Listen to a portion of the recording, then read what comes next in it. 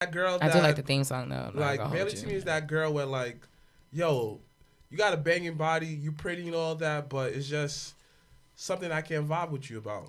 Wow. What? Okay.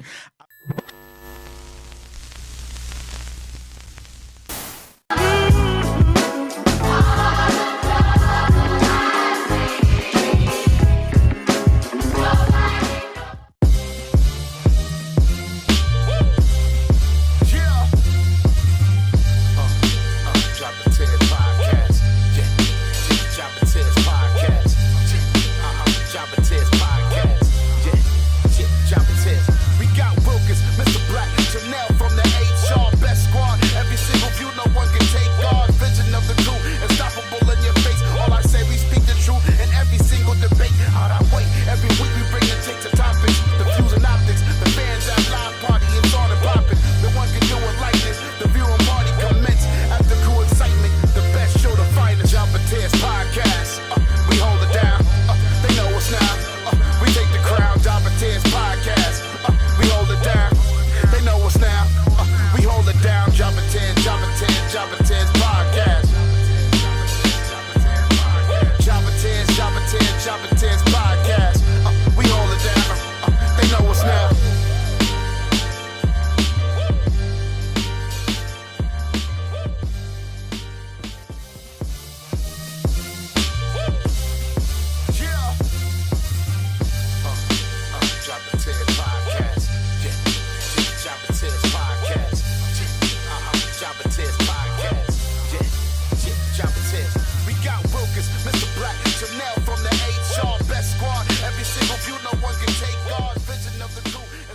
Jobber Nation, good evening. Welcome to another rendition of the JobberTears podcast.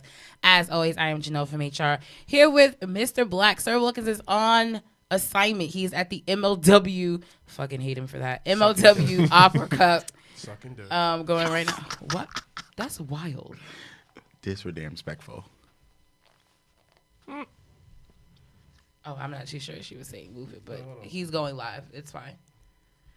But as I was saying, Sir Wilkins is on assignment. He is at MLW's Opera Cup going on right now, currently in New York. So shout out to MLW for being in the city. But we have two special guests joining us. They may look familiar to you guys. I'm actually going to let them introduce themselves because I'm all about you doing your own plugs and stuff, you know. Oh, you can go first. I can go first? All right. Well, what's going on, everybody? What's going on, Jobber Nation? This is Jay the Creative, one of the hosts and producers of the Culture 316 podcast. And I am the icon, the don, the legend, the cult of personality. The light-skinned nigga of the group. Wait, you said the what? Light-skinned nigga of the group. They both pretty light. Yeah, I was going to say he's not that dark. Listen. Really, anyone lighter than you is all the difference. It's light. I'm going to explain my degree of darkness when we finish. I am the cult of personality, Angelo Carter, the other host and the other producer of Culture 316. You see I'm wearing the silky right now. Okay, the No Limit do-rag. Yes. Exclusively that hog. Exactly. That's your No Limit do-rag. that Hog Shout No out- Limit collab is on the Shout way. out to HOG for having they have their no it's not No Limits. It's what's this weekend called? HOG 9? Yeah, 9. Yeah. Is this weekend? This Saturday at Amazon in Queens. You have Ric I Flair might pull up. doing a meet and greet I and don't- Summer I think, Rae. I think Ric Flair is... No, so it was funny. I went out last night and a girl that was with us, she had said earlier, she was like, yeah, they posted a Ric Flair, health reason wise he wasn't coming and blah, blah, blah. And then by the end of the night, she was like, actually, JK. Mad funny. But anyone interested in going to House of Glory this weekend, you can check out on their Instagram for any updates or anything like that. What's so funny? I'm sorry. The dude Ralph Reigns said this. He said, Lord. Antonio Dawkins. Well, he said, I got pin this guy. Antonio Dawkins traded his 2 headbands for a do-rag. Wow. He just called you Antonio You know what? Dawkins. That's hilarious. You know what? I gotta go live with this nigga, the Ralph Reigns. Well, you really can't, though, because we actually have a whole show. So you have to wait to the very end if you do want to. I bring the swag like nobody can. But once again, I do want to thank Culture 360 for joining us on tonight's episode as Sir Wilkins is on assignment. And if you haven't already subscribed to, where can everyone find your episodes and things like that? So we are on YouTube, Facebook, Apple Podcasts, Spotify Podcasts, and Buzzsprout. All of that is just You culture. said Buzzsprout? Buzzsprout. Like Bud? Like Like lightning, Buzz. like Like Buzz Buzz. Lightyear. Buzz. Oh, Buzz. Like to infinity and beyond. Got you. I thought you said Bud. I was like, what? Nah, that's a whole different. Yeah, that's what I was like. What type of level is y'all Who's on? Papa Bear? I don't know. Why? I mean, all the thickums out here. Yeah, I don't know all the dickums. What? Jesus. Yo, I swear, like we have a fan base of like niggas who have like career workers, like You gotta talk bus to the mic. drivers, like bus drivers, City workers. city workers, man. Like she loves. They city got working benefits. niggas. Yo, exactly. You got a Benefits. career, Come like, on. You gotta think. Listen, you get to a certain age, you gotta start putting things in perspective. Like you can't just be on some bullshit. Like no shade. You got that That's what I'm saying. 401k match? Exactly. Stock options. Thank you. All right. But money, also stock going on options. this weekend, BWF has their show in the Bronx this Saturday. So check Oh, them shit, out man, that's if mad stuff we gotta go to. if you are in the Bronx. And then next Friday, what? Papa Bear said he's a city worker. Up. Oh, where? Well, thank you for watching the show. You like those old? city Nah, I workers. don't. Because old Oh means my you about to gosh. retire. And guess what? We both got to have a working income. He's 83. He's what? He's 183. He Wait a said minute. he's He's 183. 1983. Sorry. Born in Oh, so he's 1983. 60. Oh, so he's Yeah. 36. And somebody said that they're maintenance supervisor. Wow. We're out here just throwing out our careers. I mean, For niggas trying to what? get with you. I definitely don't think no one is trying to I talk mean, our to me female right now. demographic is like pretty low. They either like Talk into the goddamn mic. They either like my brother or they just tolerate me. So it's just like it's either. And you know what's so Listen- funny is that every time, so me and Wilkins had went down. Shout outs to all the boys in the South, Montana Black. Facebook's not working. It's not. No. Okay, so do you want to go check it out real quick? All right, cool. Continue your story. Okay. I want to hear the story. Okay, I had the good. story later anyway. Well, no, I mean I can talk about the story. I got to record. I mean, I got editor. Remember? Oh, okay. Uh, So shout outs to Montana, Yaya, Mike, Zuka, TJ, Keith, like all the boys. So it's funny because we just started, like, we went down to WrestleCade, a wrestling convention they do in the South in Winston-Salem, North Carolina. And me and Wilkins went for the first time. Like, as we posted the pictures, like, we met Stevie Ray. Yeah, I saw. Like, I had a legit hour, it felt like an hour conversation with Stevie Ray, legit. That's so poppin'. And then we took, the picture with Ariel, with With Faye and all of them. Faye Yeah, and I all of saw them, that. yeah, and Kiera and Rich and everybody, because that honestly that came out of nowhere. Like, it wasn't even on some planned shit. And I feel like some people look at it like, y'all playing that shit. It's like, no, like literally shout outs to Shad once again. If you have not watched, to me, the best interview we did in 2019. That was a great interview. on the JobberTears podcast. Brooklyn. Literally, he ran up on Stevie Ray. And I was like, why are you trying to mess with my mans? Like, what's going on here? And then literally everybody just started, and then Ariel tried to attack Shad, and then literally everybody came, and we was like, all right, come for a picture, It literally was organic as fuck. That is so lit. That's so fire. But the South, so we started calling him JobberTears South because it's like DTP. Like, it's hilarious. That's mad funny. It's legit the funniest thing. But once again, for next Friday, BCW has their Christmas with a Vengeance, and I do believe y'all's on the card. Yeah. Next week? Yeah, next Friday in the I Bronx. gotta go there next Friday. That was one of the most intense whispers I've ever heard in my entire life. That's how he always gets. You have to understand, man. I'm his unofficial New York manager. You feel me? He is. So once again, shout out to all our boys in the Because they're South, strong. in the It's Carolinas. not Yaya strong. And that's fast. They ain't Yaya speed. That is an I mean, for overall that- package. Now, if you want a stable, there's prolific. You feel me? Talk to him. Underneath this stable, I Wilkins called Warriors. Well, Mr. Blacks. well, I haven't figured out. It's still in the working stages. You have several potential clients. He's gonna be the Bill Alfonso of the JobberTears podcast. I'm just gonna get him a whistle.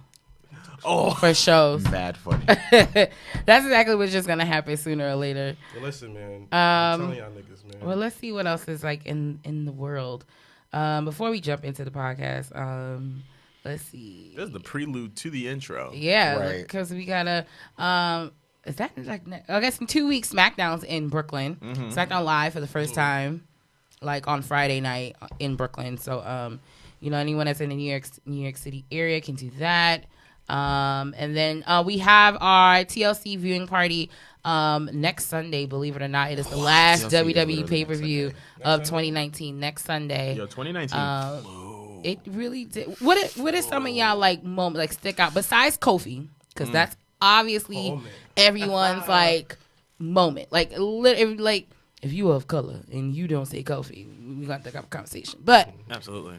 anyway, besides Kofi winning the WWE title at WrestleMania, what's one other moment that sticks out to you of 2019? As far as like in ring, Yeah, wrestling. Just wrestling in general. It doesn't have to be WWE. It can be independent. It can be whatever. Just wrestling in general. What's one moment of 2019 that sticks out to you the most besides Kofi? Because that's obvious. Besides Kofi, would probably be Sasha's return. She was gone for a minute. Yeah, she was Now back. back at the jump Yeah, board. exactly. Nah, she came back and she came back and kind of woke up the WWE Women's Division. And anybody who knows me in real life knows that I'm a huge Sasha Banks fan. So that was that. And also when I left Jordan in the 300 section at WrestleMania. Oh yeah, and went down to the floor. Yo, what type of friend do you have? Yo, co-host. that was the biggest heel turn of the year. But I gave him a chair. He got me a chair though. It's in my room. I guess that's actually if you want the full story, it's nowhere near the same level as being close at WrestleMania. Exactly. Okay, but you can say you were though. Whatever. Yeah.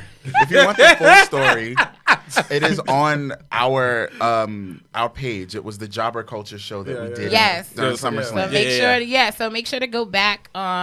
History has already been made because we were on their show and now we're returning the favor. Now they're here with us tonight. Lit. I'm excited. I'm excited about this. I'm super excited to have you guys. Thank you for having us. Oh, anytime. It's all about it's a family thing. That's Jay, what's one moment?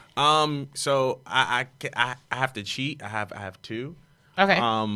One of my favorite moment of 2019 was Cody's promo about a month and change ago against Jericho. Yeah, leading up to Full Gear. Leading up to Full Gear. I feel like that was the best promo of the year, hands down. And it just showed how much passion he had. He literally channeled his dad, and I thought that was just like the coolest thing I miss Dusty ever. so Yeah, much. I miss this. I miss Dusty too. But yeah, I feel like that was definitely a moment. The honorable mention moment has to go to my first Hog show, which was the last Hog show, which was Matt. That was your first That was my HOG first show? That was mine too. That was and my I trained at Hog for like 4 months. First Hog show ever. But the reason why that was significant was just because that was for Matt. And Absolutely. Matt was definitely well, we talked about this on a couple shows ago. Yeah. Matt was a personal friend of mine. I've known him since I was like 18. Oh, wow. And I knew him when he was a lifey dancer. So just to kind of go. Was he a Showtime nigga? Nah. He wasn't. He wasn't on Showtime, but he was a part of a couple teams. He was a part of a couple dance teams. He was part of Fast Food Club. He was part of Team Demon. What? So he was. They worked at McDonald's. No. It's a whole. It's a whole team. It's a whole different movement. It's a whole different movement. It's lifey. But yeah, I knew him since those days, and like to kind of see him, being kind of given his proper due and respect was definitely a personal moment for me. So that was my honorable mention moment of the year. But Cody's promo was like my. Mr. Black. Before I give mine, let me read some of the audience. A nigga said, "Mr. Black, read your comments." Wait, what? Someone says Johnny. You have to read. You listen. Speak into the mic. We paid good money for this. Sorry, it's Johnny Wrestling versus Adam Cole at Takeover May weekend. I guess. Tessa Blanchard, tied 2019. I agree. How the old Bray Wyatt promos are relevant. What? No, how's that movie 2019? Wait, what? He says, this is Ralph Reigns, how the old Bray Wyatt promos are relevant to his current character. It is. Absolutely, it is. He talked, and it's something that I think I mentioned a few episodes ago. Go ahead. Bailey's heel turn. That was someone's moment of this year? Jesus Christ. Yeah, that's it. But go ahead. The fuck? But no, Ralph Reigns is very factual on that because if you look back and even like going all the way back, like the beginnings of the Wyatt family, he mentions the Fire Funhouse without mentioning it by that name. Like he says certain things and the characters that he has in that, he mentions that. Like this is like almost 3-4 years ago that he mentions that stuff. Don't forget the Bray Wyatt's horror story too. So yeah, so like he definitely has planted the seeds. It's funny when it comes full circle. Come on, Prophet Bray. There you go. All right, Mr. Black. Shondo? Moment of 2019 that sticks out. You're funny. I mean, right? I heard what you just said. You know, Mr. Black still got some church in him. I have to say, when my son Roman came back from cancer, B. Yeah, that was it. Really? He did come back this year. He did come back this year. Yeah. My son be cancer. The B. big That's how long dog this year is My back. son be cancer, B. My son came back. Jesus Christ. He be cancer. He was in a blockbuster movie, son. Oh man. Did you see the movie? Great. I thought it was dope. I thought it was okay. I thought it was Turn dope. off your brain. He didn't like Talk turn off your into brain the 100%. goddamn Turn off your Oh, brain. you mean Hunter and Sean, that movie? Hey, I mean hey. Hobbs and Sean? Hey, Oh, yeah. that was So a why'd movie. you say?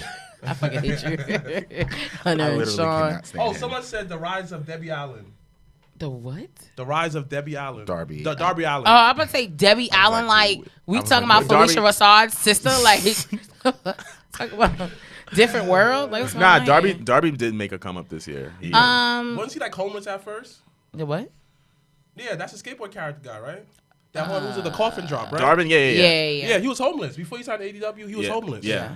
So I got a cheer for him. B. My But he got a crib moment. now. Actually, he probably has like a little apartment, but my moment of 2019 actually is not even like WWE related or AEW or any of that shit. Actually, it goes to, of course, our good friends at Battle Club Pro. When he did, shout out to Joe Keane and the whole team at Battle Club that are having their One for All show January 4th, where we will be announcing the biggest, and I mean the biggest announcement in JobberTears podcast history. But I wonder what it is. what do you guys think it is? Actually, before I finish my statement, No clue. Action figures. I would never do that. I'll do it. I know what it's going to be. The You guys are gonna be JobberTears Funko- do-rag. I, in fact, am wearing the very first one. I'm dead. Not the That's point the to the worst. camera. JobberTears do rock. But once again, in And- their show, back in what's it, August? Anytime making fake commercials. I think it was his August show, but his summer show where he did it outside, it felt like WrestleMania. It was the funniest thing. That's funny. But he definitely gave really, really big props to us. Like literally had it, like played our theme song, had us stand. You were late, so you missed that part. Where was this? Tell me what happened. So Joaquin, because whenever Battle Club starts, Joaquin always gets into the ring and he introduces he's like the intro show. Yeah. Mm-hmm. So he got in the ring and you think as everyone thinks everyone, but he was like, I want to give a special thanks. It was the one what we did with Ariel, where Ariel was the sponsor what we sponsored for JobberTears. Oh. I think that was back in October or something. No, it was outside. Yeah, it was outside, but it wasn't that bad. I think it was more like September. Yes. But it was his fall show, I will say that. But he literally, me and Wilkins was sitting I think second row, but we were just chilling. We weren't even doing anything. And then he literally was like, well, I want to give a big thanks to, this group that has always been riding with us from day one. And then he played the theme song and then we were and I believe it or not, I'm super shy and I hate the attention like that. So he definitely, he had us stand up. We were just like, oh God, why would you do this to us? Almost made me cry, legit had tears in my eyes because you have to understand No one videoed this? Because it happened like this. It literally was the fastest thing. We didn't know it was happening. And then we were part of it, so it was just well, how the fuck I'm gonna record myself standing up and almost in tears? Can't do that. Right. But those type of moments, I for me personally hold deep to me, and I know because I experienced it. And once again, the journey we've taken with Battle Club and what we have in store for 2020. I'm always in debt to Joe Keane and the team at Battle Club. So that's actually my moment of 2019. It's actually just being a part of something, that's bigger than, the podcast, bigger than every week us recording because, You know, we did a lot of moments. we did. Yeah, Yo, dang, Smoke with Rich One. definitely. Smoke with Val Venus. Smoke with Val Venus. We That's definitely did popping. That is lit. that. Definitely did that. Smoke with like half the indie scene. At, Yeah. at At Wale Mania. They found drunk Angelo at the I got drunk. G1 Oh yeah, Supercard party. I got trashed with fucking Davey Boy Smith Jr. and Brian Pillman That's mad funny. Jr. Legit Don't WrestleMania forget that weekend. you took a shot with the cowboy. James Oh yeah, Storm. James Storm. You took a shower with this. No. No, I a wish shot. a Shot. shot. I was about It was to a shot say- of whiskey. Oh, don't forget that we met Al Snow. Well, Al Snow hosted our WrestleMania viewing Oh, party. don't forget that we did that thing with LAX. Yes, we did the brunch, which we do have plans to bring that back. Peter Yeah, I was about to Rosenberg. say- You guys Rosenberg had hosting for SummerSlam and having cheap Cheap Heat. Y'all did that Live. this Y'all know year. something Y'all mad did that crazy? this year. Yeah. Y'all did that. Really, OD did that. Retarded. I want something really, really crazy. Like this might go super dark, but like majority of all this stuff is happening. I was depressed. Literally, I was going through depression. This is why all this like really new to me. Like I'm like, Yeah. does all this happen? Yeah. But I think when you're in it, and not only that, I think just when you're in it, you don't really, know. You're You not don't aware. really know it until like kind of I go through my phone. I have a lot of pictures, and people just like, how you know all these people? I'm looking like, yo, this is not the point here. The point is I'm trying to show you how to do this. Right. But yes, I know Val Venus personally. Exactly. Hey, Personally. Don't forget That's that my how you guy. met D'Lo Brown. I did WrestleMania Willie weekend. Mack was on our live feed. Willie Mack was definitely on man. our live feed. I wish I knew what type of Wi-Fi this is going on here, Hey, what but is this? Oh Jesus. Okay. I was like, I wish I could help you. But let's jump into our opening segment behind Gorilla's position, where we have our OMG moment of this week. And I know Mr. Black is super, super hype about this. The Three Faces of Johnny is back. John Morrison is back officially in the WWE. It was reported backstage, which actually low-key is a really good show. It is. If you have not watched, It I mean, I is. hate, and we spoke about this before, I hate that it's on so fucking late. Yeah. You can watch it in the morning. But I gotta go to work. Like I wake up by 5:00. and that's you. That's It comes on like around 5 in the morning. my nigga. So I'm that's in. a good I'm way in to like the watch 8th something. dream, ending at 5:00 in the morning. So that's not I'm happening. up. But Tuesday I'm nights, I up. think 11 o'clock on FS1 backstage, because I caught clips of yesterday's in TV Time Tuesday. Episode where they had Seth Rollins on it, and I actually thought it was a really dope show, and I Yeah. thought it was really, the interaction was really good. But they announced on backstage that John Morrison is headed back to the WWE. It's not disclosed in terms of the terms of the contract, but it seems a multi-year deal has been made. John Morrison has not been on WWE TV since 2011, so we're almost 10 years, away, which is crazy. But in between that time, he's been Johnny Impact for Impact. He's been Johnny Mundo for Lucha Underground, and he's also worked a lot of different independent promotions. So my question to you, gentlemen, what is a dream match that you would like to see within the next year with John Morrison? Off the rip. Can't say the Avi, Which is Miz. nah. All right. That's to me that's a dream feud. That's not a dream match. Yes. But I feel like off the rip, Johnny versus AJ Styles Okay. is at the top of my list. Yeah. Johnny versus AJ Styles would be fantastic. Yeah. Okay. Angela, what you think? Battle of the Johnnies. Johnny Impact versus Johnny Wrestling. Yeah. Someone said that too. Who said that? Really? Yeah. That's a good I one. forget you love Gargano Yeah. so much. I'm I be saying here like when I went to War Games, I was like, oh, he not here. I don't notice it. It's cool. Like, but Mr. Black, dream match with your boy Johnny, because he talks about Johnny all the that is mad time. funny. This ain't a make believe. Yo, and then they better bring the slow mo back. Exactly. Right. Mr. Black, Chanel from the HR best squad. Every single view, no one can take guard. Vision of the crew, unstoppable in your face. All I say, we speak the truth. Valentine Dream versus Johnny. Okay. Yeah. I think Okay. that would That's just be, like, fire. even though Johnny's not the greatest on the stick, but visually wise, it's gonna be amazing. Oh, yeah. That was Or great. little like, especially when like, here's the thing about Johnny. Johnny, want to give him credit for, he's good at when you script them. Not really script them, but give him a guideline he follows with. Because if you watch a dirt sheet from back in the day on YouTube, you still see it. It still comes up. It was excellent work. It was very. He knew his position, and when he became Johnny Nitro to John Morrison, that promo, like the powers of wisdom, come with me. Oh my, excellent work.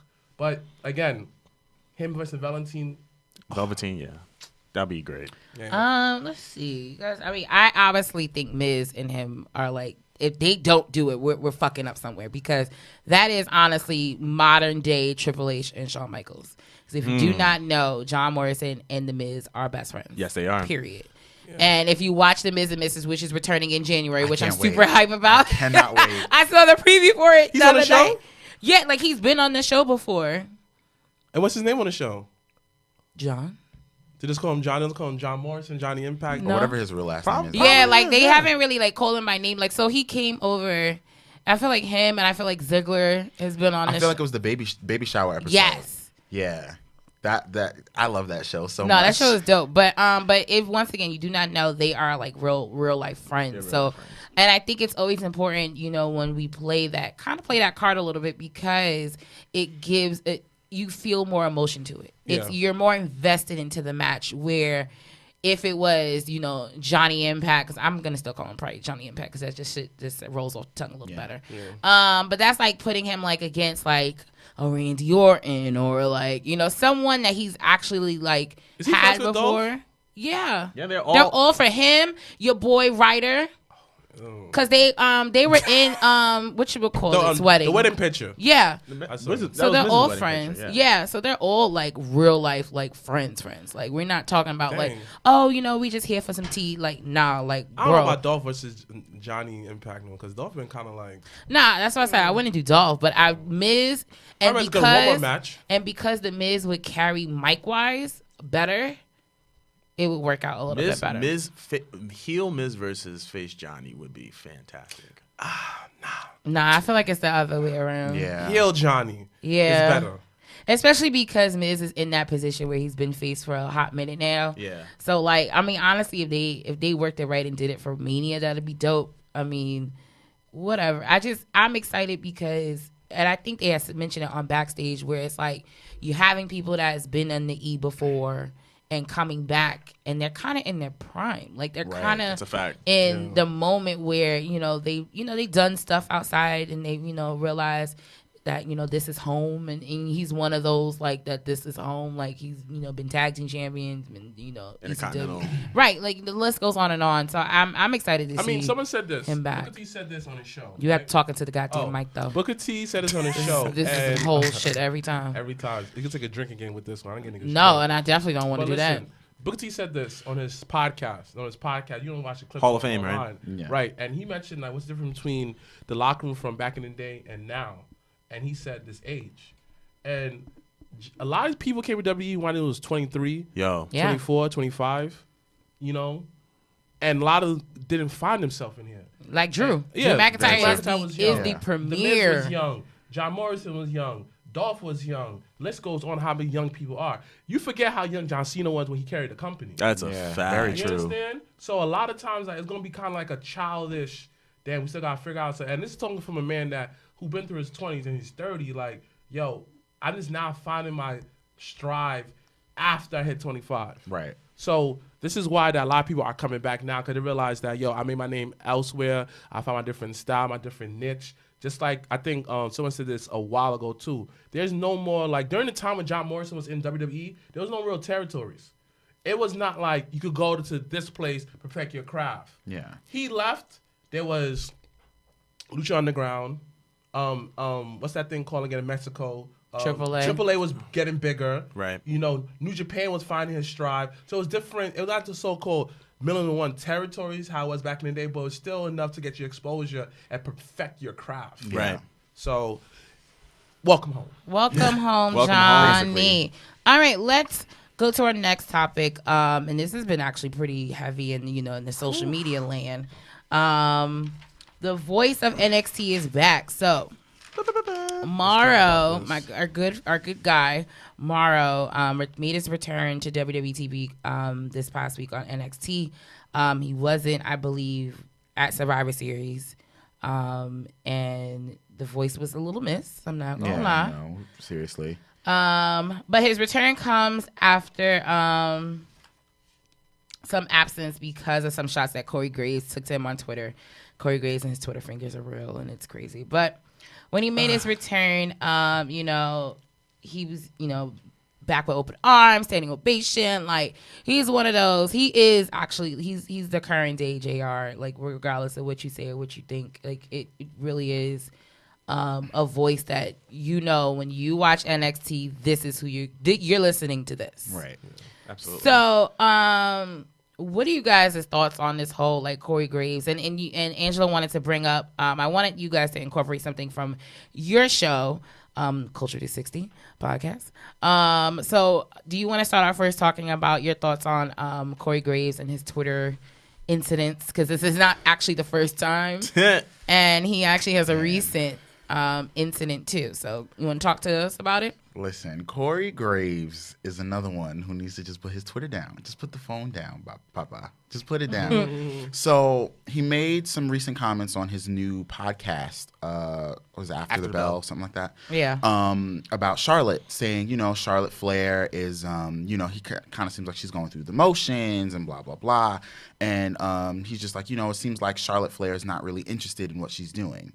And, you know, not to stray off topic or anything, but, you know, kind of agree. Yeah, I was going to say, like, and I love Oscar, but if this bitch spits green mist at her face one more fucking time and mess up this bitch's hair, I'm going to be upset. I'm going to be tight. Okay. My only thing. So frustrating. Because that shit is so frustrating. Like, the first time I was like, oh, okay, this is cute. Ha, ha, ha. Then when the bitch did it the next night on Raw, and her whole, and it's not even like a little bit, because a mist is supposed to be like a green spray. Bath. That, right. Like, it she was immersed. She was, right. Like, it just felt like the more she moved her hand, the more mist just appeared. Yeah. Like, it was ridiculous. So to me, I'm just like, really, guys? Like, this is where we're going with this? Yeah, I mean, as far as Corey goes, like, his comments on Twitter about Mauro, you know, were completely insensitive. Yeah. Now, here's the thing. If I'm a coworker, like, if we're all working in the same, boom. I work at Best Buy. We all work at Best Buy. If I have an issue with the way that you spoke to that customer, I'm going to pull you aside and go, hey, next time, you know, make sure, because this is a secret shopper, blah, blah, blah, whatever. Like, you don't want to get yourself fired. I'm not going to announce it in front of the entire store or go over the intercom and go, hey, next time, make sure you don't talk to that customer like that because you're being really rude. That's just kind of disrespectful. Yeah. And when we're coworkers, I expect a certain amount of respect between us. Right. Now, Corey can have an opinion, and that's fine. You know, I don't love everything that Mauro Ranallo says, but I will never forget on SmackDown, this man said, what was the lyric? Raindrop, drop top, Alexa Bliss is in the top spot. And I loved him forever after that. Because it was just like, dude, how? Where did you come up with this? I loved him forever after that. So as far as Mauro goes, I love Mauro Ranallo. I'm so happy he's back. You know, depression is a hell of a thing. Yeah, they actually just released the preview for the documentary that he did for Showtime. Yeah. So if you look on YouTube, you can look at the preview for the documentary that's going to come out on Showtime tomorrow. Yeah, it's the one we spoke about this ages ago. That the bipolar rock and roll? Yes. I think the full one is out.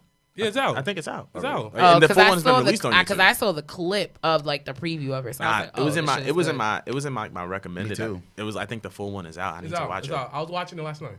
Yeah. But what I will say, to kind of go off of what you were saying and what you were saying, Mauro isn't just the modern day JR. I feel like he's the biggest and best voice in combat sports, period. I feel like not just in pro wrestling, but when we're talking about mixed martial arts, when we're talking about boxing, he's the best voice. That's why he's been doing everything, because he's a distinguishable, iconic voice in all three sports, which is something that JR hasn't done. So I think that Mauro kind of has head and shoulders above JR in that. Now, to go off of what Angie was saying, as far as, you know, you don't want to disrespect your coworkers, especially in public. Now, obviously, we know what's going on WWE with NXT and versus AEW.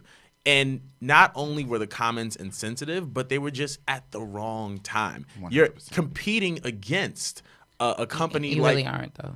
You're competing... You really aren't, though. Yeah, you're not. But still, for the sake of this, you're going against another company in the public sphere, in the eyes of the investors of AEW and in the eyes of the investors of WWE. You're going against this other company. And now is the time where if you're competing against somebody or if you just want to put on a high quality product, you have to stand as a unified front, which means that even if I'm not necessarily in agreement with what this person is doing, I'm a ride. I'm going to hold it down because at the end of the day, this person that I may have an opinion on is offering value to a product that I'm a part of. I'm not going to disrespect you or insult you or say something shady about you when you're adding value to a product that I'm a part of. Because guess what? If he wins, I win. If what he's doing is bringing value to the brand and bringing in viewers, that's gonna result in more money for the company. That can result in more money for me. Exactly. So it's just like you just can't just go off the cuff and one say insensitive things about someone who you know has a mental illness when you have suffered from depression. And two, you can't just go against people who are adding value to the product, because guess what? If you do that, now you put the product in jeopardy, and now the product can lose value and can lose that it factor, because Morrow wasn't on the next week, and everybody noticed, and NXT felt it. You know what I mean? So it's just like it's not just a matter.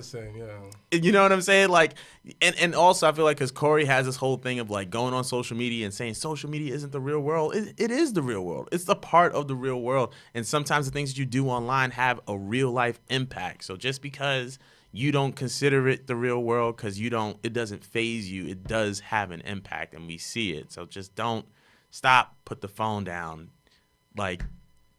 Yeah, and if you do all of this to the wrong person on social media, when they catch you in the streets, they might pop you in your mouth. Yeah, because what if Morrow super kicked you? I mean, how I feel about the whole situation. Corey Gray, just like Biggie said on the podcast, he didn't stay off of social media. Just like him and Sevron, he didn't stay off of social media. But then again, I was looking at the standpoint, that is his First Amendment, freedom of speech. We are in America. But you can't control what people say. But I feel like certain stuff should not go on social media. Like you mentioned that if you know this is your coworker, go and talk to him. Right. Say, and like you know history, you deal with it personally on a personal basis. As far as mental illness, you should have known better. You should have done better, Corey. Not the first time someone had to call you out for your BS, Corey. Come on, B. Let's even go back with the whole him and Enzo. His kid did the whole Enzo dance. He made a big fuss like, yo, bro, you don't have to put that on social media, bro. You didn't. Like, whatever little hate you had for Enzo, I don't know what he did to you, though, but bro. Enzo out here making enemies, too, so. Yeah, but I can't account for what him. Enzo didn't put online during that time. I'm going to count what he said towards Corey Grave. And again, Corey Grave is the dude where, like, he is a prick. You know, like, he's a prick. Like, if he was in school, you know, like if he was in school, I probably would have punched him in his face by now. Yeah. And looking at Morrow, the stuff that he's been through, he is the modern day JR. Because I'm going to tell you exactly why. Because a lot of these wrestlers are more than just wrestlers. They either have MMA background, they either have a background in some kind of mixed martial, some kind of like combat sports such as karate and many different forms of martial arts, such as karate, such as judo, etc. JR back in the day, like I said earlier, what was hot was wrestling, the territories. So JR had to go through each different territories. Very but true. Morrow went through each different style of combat sports. So when you watch a WWE product, he knows where this move come from, this move come from, this move come from. Cause I saw the documentary, Rock and Roller, and it's like, dang, he's really intensive what he do with his research. Yeah, he is bipolar, but that's his mother effing superpower. That's what my son Kanye says. Yo, a mental illness, see, I tell him depression and anxiety. That's my mother effing superpower. So when I come in the room, I already feel the vibes. I already feel how each and one of the people feel and all that. That's my superpower. And this man owns it. Absolutely. He sacrificed having a wife, kids, all of that because he's so focused in his career. Period. And a lot of people don't know this. In the documentary, there's a scene where it was, I forgot which fight. I think it was Canelo versus I think it was somebody. It was a big fight. And then you saw him in the room reading his Twitter comments. Damn, that was good. Mad comments. He said, but yet, I don't want people to know because I effing suck out there. And you see him nitpicking his performance. So imagine when Corey Gray said that. He's reading it. He's like, dang, maybe I am doing too much. Maybe my Mamma Mia is too much. Let me slow it down. I already hear too much from these woke culture niggas overseas talking about, oh, he's the worst, he take up too much time. But even then they said, yeah, we may not like him, but yeah, we should. That was too much. So overall, to give us a bow, I hope that Morel reach a point in life where like how that his superpower does not hinder him as much. It does not affect him where he could go on weeks, probably years, without have to relapse it. Right. And I appreciate him because he gives me like hope. Like if this man's going through it, I could get through anything. Yeah. So Which is really good. All right, let's move on to our next topic. Daniel Bryanson. Daniel Bryanson, the ally. He first of all, Daniel Bryan is of course invited to the cookout. I don't care what anybody says. That's a fact. RT. Like, big fact. And I forgot which You gonna bring wrestling that group that organic salsa. I forgot which wrestling group I was organic in this morning because someone else said that shit and I was like, fuck yeah, Daniel Bryan is invited to the been cookout because invited. I'm a dead ass have some vegan mac and cheese for that nigga like He been easy. invited. Like He been what? invited. But Shoot. apparently, Kofi Kingston had appeared on the latest episode of After the Bell with Corey Graves, and he mentioned and revealed that the match with Daniel Bryan almost didn't happen, where Kevin Owens was reportedly supposed to face Daniel Bryan at WrestleMania. However, the plans were changed for Kingston when his storyline with Daniel Bryan caught fire. Kingston said that it happened because the plans weren't for me to be at WrestleMania. He said Daniel Bryan pushed for me to happen at WrestleMania. I'm not sure who it was for Daniel to face, but it wasn't me. But Daniel went in and went to bat for me and for the situation for the title match between us to happen. So he had a big part in it. So the question to the table is, what are your thoughts on it? Because, you know, we started the show talking about like our moments of 2019, and obviously, culture-wise, Kofi Kingston winning the WWE title was the moment, one of the moments of 2019. That's a fact. And to hear now, like from the horse's mouth, in a sense, that it was Daniel Bryanson, because I'm going to keep saying that, was the catalyst. Because to me, I always said like low key Kofi needs to thank Mustafa Ali for getting injured, because that's honestly what I thought was always the catalyst. Yeah, right. Because he replaced him. But to hear Daniel Bryan had some say, it actually kind of shows how much weight he low key holds. Right. So what are your thoughts on Daniel Bryan kind of being our low key savior of 2019? I mean, as crazy as that is, I'm not surprised that he did something along those lines. I feel like if 2019 revealed anything about Daniel Bryan, it's the fact that he is a selfless professional wrestler. We saw that in his match against Adam Cole, which he probably didn't know of until the day of. One of the matches of 2019. One of the matches of 2019. And he could have easily been that guy. I'm a former WWE champion. I'm a main roster guy. I'm a first ballot Hall of Famer. I'm not putting Adam Cole over. And he probably could have been justified. But the fact that he said, you know what? I'll take this pin for the NXT champion. He's the only one who took the pin. He's the only one. He's the only one. Only one. Seth didn't take Seth the pin. couldn't do it. Seth was like, fuck out of here. Exactly. I'm not The doing crazy that. thing about it, the amount of crap that people give Roman would have did it. Yeah. Roman definitely did it. He And a would've. lot of people don't know, Roman ate a lot of pins. The But he, crap that but, he people also couldn't, but he give, couldn't take that pin right? to Keith, though. But He couldn't take the pin to Keith Lee, though? But listen, but listen. At the end of the day, he made Keith Lee look like $1 million. No, The absolutely. same way that he want to eat that pin, but he did his job. It got Keith Lee over because taking that anime powerbomb from the sky, that nigga threw him to the sky and catch him and powerbomb him. Be like, boy, He threw that praise up. But I should almost sky. but Glory! not glory. But I feel like I'm not surprised that Daniel Bryan went. The praise up. I'm not surprised that Daniel Bryan went to bat. Daniel Bryan is a selfless guy. Yeah. And once again, I'm just not surprised. And I feel like it's kind of poetic, the fact that he pushed for Kofi, to put Kofi in the same position that He was in. That he was in At 30. At 30.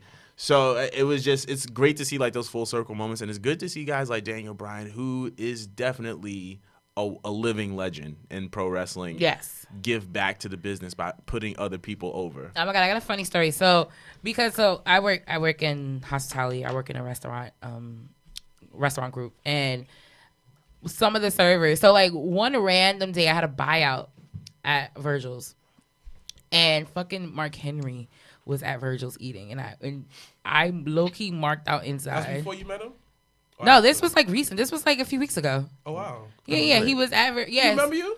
Well, no, I didn't. So once again, I'm kind of the one and done kind of girl, unless like we're in an intimate space and we're business wise. Like my man was eating, I was actually working. I'm not about to walk up and be like, "What up, Mark? Do you remember me?" No. But some of the servers at the restaurant, I ended up finding out were wrestling fans too. So we were talking, and one guy, he's from the Bay Area, and he spoke about when Daniel Bryan actually had a wrestling school before he got signed. He said a friend of his had his friend of his had spent like 6 G's on a lifetime membership to be trained by Daniel Bryan. Literally put money on the table, was like, lifetime, here we go, let's get it. Literally 2 weeks later, Daniel Bryan gets signed by WWE. So that's $3,000 a week. Yo. So literally, but I just find it so funny. But to go back to bring it full circle, he mentioned that the interactions he's had with Daniel Bryan, even before he got signed, is always humble, always loved the business. Man 6 G's. That nigga set for life. He can wrestle, but he just can't be trained by Daniel Bryan. He getting trained by somebody else. That shit is wild. But $6,000. $6,000. So what happened? A lifetime. Did, like Daniel Bryan end up helping him get into school or what? No, he just ended up taking lessons from he getting trained by somebody else, not Daniel Bryan, because he got signed. For that amount of money, he could have put a down payment on the new WWE commemorative Fiend Universal Championship. First of all, that belt. shit is like a quarter. Like that shit is ridiculous. That's a house payment. That's, you know what it is? It actually almost to the dollar is the same amount for the WrestleMania championship travel package. Legit. That's like first row WrestleMania. That's first row every show. Yeah. Breakfast, lunch, dinner with all these niggas. Like, legit. Get your toast up. Wait. You get breakfast with the wrestlers? Yeah. they do So like the a travel brunch. packages that they have for WrestleMania. So if you haven't, it's like, it starts off at like $3,000. And that's like cheap. per person. Fuck you mean? But it's $6,000 That's per person. for yourself. Think about it. $6,000 for yourself. Get to chill with wrestlers. Be in front row. Come on, B. That's one time experience. I would do it. Nah. You can't not. As much as I love WWE, you can't do it to me. For $6,000, I'll just go train at House of Glory and become a wrestler myself. But here's the thing though. If I had to choose to do it as one time, and I got the bread, I am doing it. Nah. Like, you have to understand, like, Come on, it's a Tone. one-time experience. Like, then again, There's ways to go about it though. I will get a front row Because seat and not meet the wrestlers because I met wrestlers on my own accord. So no. but that's included in that. So you get the travel package, you get tickets to SmackDown, you get the Hall of Fame, you get Mania, you get Raw, you get the breakfast, you get different like meet and greets, you get all that stuff. But I'm sorry, $6,000. I have not spent more than I feel like $1,000 for any of the WrestleManias that I've been to. And that's a fact. Same. And I've been to 4. And included in that 1,000 is travel. So there's no way that I'm spending 6 times as much for a whole ass weekend unless I'm either in Drew McIntyre's bedroom or All right. like son gotta give. Like you're not about to give $6,000 up and not have a night. Like fuck you. Any way to refill up this green tea? No, can't sip this tea. Mr. Black, shut up. See now, Toot it up. Mr. Black, what are your thoughts on Daniel Bryan in the assists? That was some like triple doubles type shit. I'm not surprised because if you listen to Daniel Bryan's previous interviews, his book, and all that, he explains that continue on the business because the business is bigger than him. You understand that he's just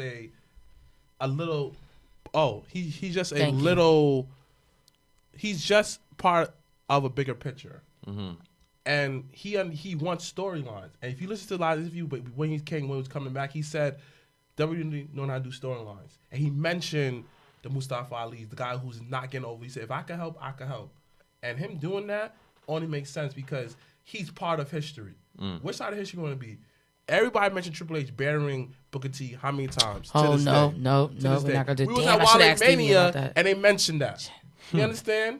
So you want to be the guy who's throwing stuff at the black people or the guy who assisting the black people to get to the other side? and he's part of history. But it's not even a black and white thing. It's like, at the end of the day, you have some wrestlers, and that always was my grift about Hogan. It was never the fact that he said nigga, honestly, because I'm coming for you, nigga. right. Like, I'm like, if I got threatened and said nigga, I'm pretty sure I got 2 in the pocket. Right. But my grip always with Hogan was the fact that he didn't want to put over certain people. Like the fact that he didn't want to put over Brett, and that eventually made him actually leave WWE to go to WCW. That actually was the catalyst of that. Yeah. And then not putting Mach over, still hold that shit. Not putting over Piper, not putting, like, the list can go on. And I mean, honestly, it's a dog-eat-dog world, and I understand it. But at the end of the day, it's just you gotta see. You got to position yourself in a way where you look at wrestling what's going to be 10 years from now. Like, you got to position the future of the business. I think that's why Brian is such, like, people love him so much, because Brian loves wrestling. And that's it. And that's why I look up to Brian so much as just an inspiration for me going into my own wrestling career. Brian loves the business, and he will do whatever it takes to make sure that the business is sustained past these years. Right. You know, I read his book front to back like 3 times. His book is absolutely incredible. You get the audiobook. And I like a physical book though. The audiobook's good. Was he read 3 times? Try the audiobook. I'm gonna try the audiobook, but yeah, books are hard. Yeah, I just like reading. I like the physical book. Like 2 years ago, I think it was, I got Charlotte and Ric Flair's book, I got AJ Lee's book, and I got Daniel Bryan's book, and I read all 3 of them. All 3 of them are great books. But the point is, Daniel Bryan, this doesn't surprise me because he did this with Mustafa Ali. Yep. He helped Mustafa Ali come to SmackDown off of 205 Live. So with him helping Kofi get to this level of his career, Kofi just so happens to be in the same exact place that Bryan was in at WrestleMania 30.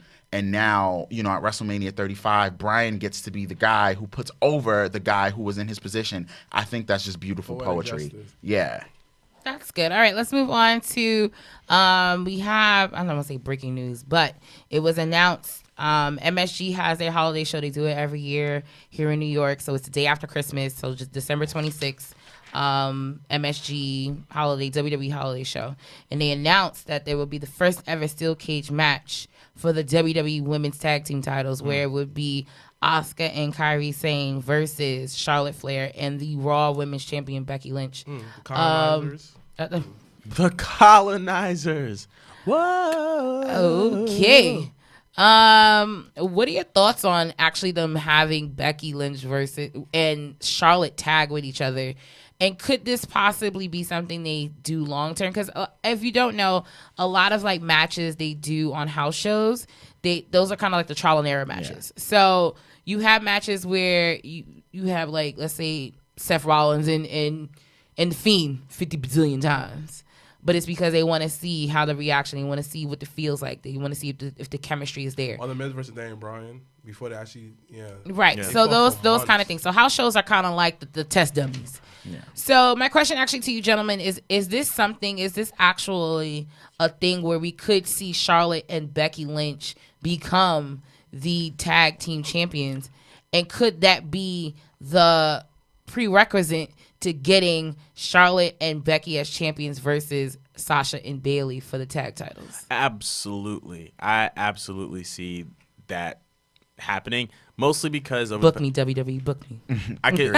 Because over the past couple of weeks we've been seeing how the Kabuki Warriors have been I said what I said have been doing these 2-on-1 attacks on Charlotte, and it's even in this past Monday just kind of solidified it that, you know, this feud is going to continue, and obviously it's going to lead to, well, I need a partner.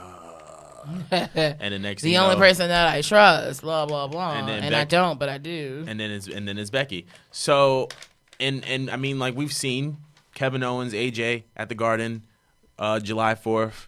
U.S. title change. Yes. That was 2 years ago. It was 2 years ago. Damn. So it's a possibility. If the U.S. title could change hands in the Garden, I feel like any title could change hands in the Garden. Yes, I agree. So and on top of that, it's the Garden. Like, it's not just any regular house show. It is the Garden. This is WWE's home. It's an important venue in pro wrestling and combat sports. If there's any time to make a moment, the Mecca. It's at the Garden. So I can see definitely a title changing hands. I can see this being a feud. I can see this being a thing. And I feel like this would add some nuance to Becky's character, considering that, her being the Raw Women's Champion is going into a year long of her reign. And so adding a tag team title maybe would add a different side or something different to refresh her character a little bit. Yeah, because she been stale, so that's not. I mean, like I mentioned this many moons ago, you need prestige. You need to add prestige to your titles. You need those prestigious title holders to get your title to the next level. Absolutely. Sasha and Bayley fell short because they didn't have enough reign. They didn't get to defend it across the 3 brands like they wanted to. Say what you say about the Kabushi Warriors. Kabuki. Why y'all got a hard ass time saying that shit? Sorry. I don't have a hard time saying that. No, I know you like just you. being ignorant over there. Ratchet. The Kabuki Warriors. The Kabuki. Kabuki. Kabuki, yeah. So the Kabuki Warriors, right? That should be their theme song now. Like, Kabuki Warriors. whatever that you may say about the Kabuki Warriors, they adding prestige to that title because they changed their look. They got more gritty in their ring. They're doing little stuff, and it takes 2 to dance. And when it comes to these matches, and they put it on some clinics, and they're like, wow, they going in. The fact that Oscar involved a character adding the Miss, and stuff like that. You got Kyrie Singh editing her appearances, being very showmanship. She's evolving her character as she's holding these titles from what she was in NXT to what is she now. She went from the good little pretty prior to Oscar's crazy little ass. Yes, I'm gonna jump on your pirate ship and slit all. I still hate the gimmick. Yeah, but still hate it. I like it because it's unique and it's wrestling and like you're not gonna like everything on television, So overall, this is perfect and them 2 carrying the titles. They are the cornerstone of the new women's. They're basically the architect when it comes to these new women coming in WWE. And them holding it, they're gonna be on a lot of television shows outside WWE, and they're gonna be mentioned. So this is a great way to add prestige to that title that been lacking that from the beginning. So the prestige part I get because you had this big thing. You had Sasha and Bayley win the titles at Elimination Chamber. They held it until WrestleMania, and then you had the Iconics hold it. The Iconics did absolutely nothing with those belts. I love the Iconics to death. I do too. But they didn't do anything with the belts, and then you put was that their fault or was no, it wasn't, and I'm not at all blaming any of the wrestlers. It's whatever they had them booked to do. So if they had them pretty much booked to just hold on to them and just do comedy spots with them, then that's what they did. Then you had Alexa Bliss and Nikki Cross, who is still a very weird tag team to me. It's not. I just feel like Alexa is gonna turn on her. Right, and that's the thing, and I think the way to go about it is not do the Avi and have Nikki turn on her and have Alexa go back to being face. I like Alexa Bliss as a baby face, but and I think she gets more merch bought off of that. Yeah, I think she's not a good wrestler. I'm not. We're not gonna get into this. We'll be sitting here talking for hours. She's only good with certain people, but that's anybody. You see, again, Alexa Bliss is one of those. To me, she's not a specialty. Like, she's just a specialty character. And one of her specialties is talking on the mic. She's not like a Mario character. You don't expect her. You cannot win that Mario Kart with someone like Peach or with someone like Alexa Bliss. You could probably win a Mario Kart with someone like The Miz because he's overall a better overall package. He's well put together. Then make compare woman to man. Compare her to someone like Amber Moon. Amber Moon is overall a better in-ring package compared to Alexa Bliss. She's more entertaining. But she's not. Actually, she's not. If we're going based on entertaining, she's not. I was about to say because Ember Moon. She's not. I don't like Ember Moon in terms of correct, like the whole like Empress blah blah blah. Like no, I was never sold on that shit. So no. In terms of if I had to say who had a more complete package, it would be Alexa Bliss. I said more in the ring. I didn't say nothing that how in the ring, out of the ring, mic skills. I'm not. I would say Ember is more of a better technical wrestler than Alexa. That I will say. But if I'm looking at like, who do I want to watch? Who is more believable in the ring? Victoria. I'm done. Of course, she is. Out of the two, Amber Moon and Alexa Bliss, who is more believable in the ring? Oh, Ember Moon. Ember Moon's bumps to me are still very much. What is that match that Shawn Michaels was going in on the bumps and doing too much? Versus Hulk Hogan. Hogan. There we go. Yeah. It's on that There we level. go. I think her bumps are very much like that. Yo, but- Shawn did not like Hogan. Again, No. when it comes to Okay. in ring, isn't that literally like almost the battle in the sports? And as far as wrestling, is to be entertaining in the ring. Sometimes I'm looking at her in the ring like, come on, girl. That But kid you was also have weak to. But you sauce. also have to tell a story. You have to be able to captivate I'm your audience. entertained by her in the and story. I'm not. And Ember is wrestling, but she's not telling me a story at all. She never has. you- That one time when she should have got that title. When she should have got that title from, I think it was Alexa Bliss. When she was going at, no, I think it was Bailey or something. When she was kind of in that title run for like 2.5 seconds, I was like, all right, I'm a little sold on this. Other than that, there's nothing in the ring that she's, in terms of fluid for me, that's been in terms of from a beginning, middle, and end point. And it's just what it is. I mean, you're gonna have your opinions about stuff, and that's fine. And people have been trashing Alexa Bliss for a while. Oh yeah. But like at the end of the day, I feel like, entertaining to me. she has been a huge part of carrying the women's division within the last year and like, within the last 2 years, to be honest. You know what? Ben. I don't think it's her. I think the storyline they put her in. I feel like the only good storyline she was very in was one during that whole when she brought back Mickey James. Talk in the goddamn mic. When she brought back when she brought back Mickey James, and she was in the whole feud with Becky Lynch. I felt then I was like, okay, this is when she first got brought up. Nah, her one with Nia was pretty intense, and that was real. Yeah, I thought the one with Nia was good, and it was real because they were actually beefing at It the was time. beefing. But the like again like the in ring they chemistry in the ring to me didn't mesh well. No, Well, because look at how it looked in the ring. That should have never happened.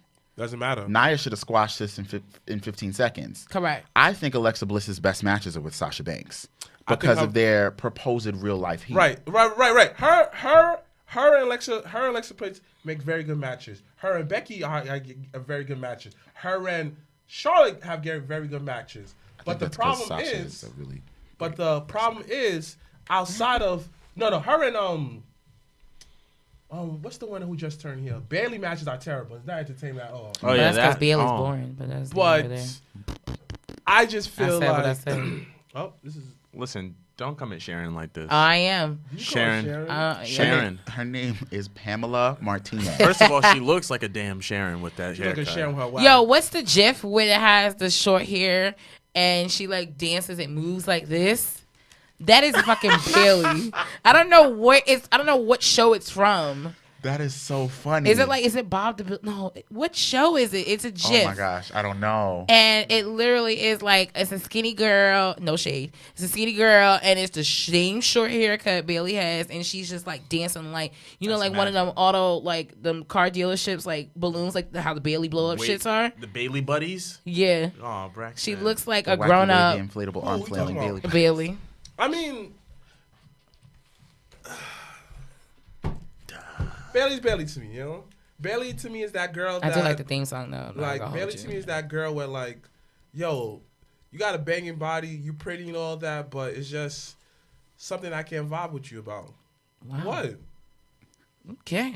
I love Bailey to death. I don't think I could ever dislike Sasha Banks or Bailey. Because I after- said Bailey had a banging body?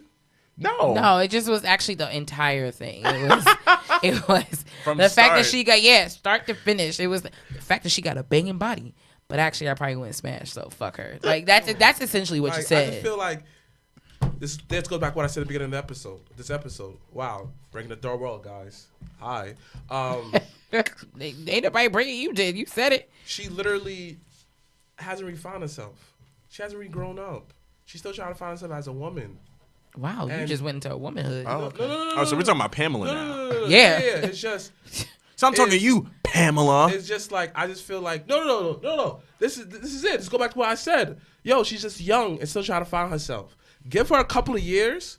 I don't know how long it's gonna take, That mic is moving. but give her a Alright, couple of years. Yours. I feel like, or give her a couple of. I don't know how long it's gonna take, but give her some time to really mature into a role as a heel. Bailey's 30. Doesn't matter though. Like it's not everybody really find herself when they hit 30. I mean, you're right, but So that's why I feel like give her some more time. Yeah. Because she still could perform in the ring. She's getting better in the mic, and she's still kind of getting used to carrying herself a certain way as a heel. But I think that's because they're letting her do that, though. Right. I think I think the whole, like, the Bailey shit, because it goes as far as even going back to NXT days.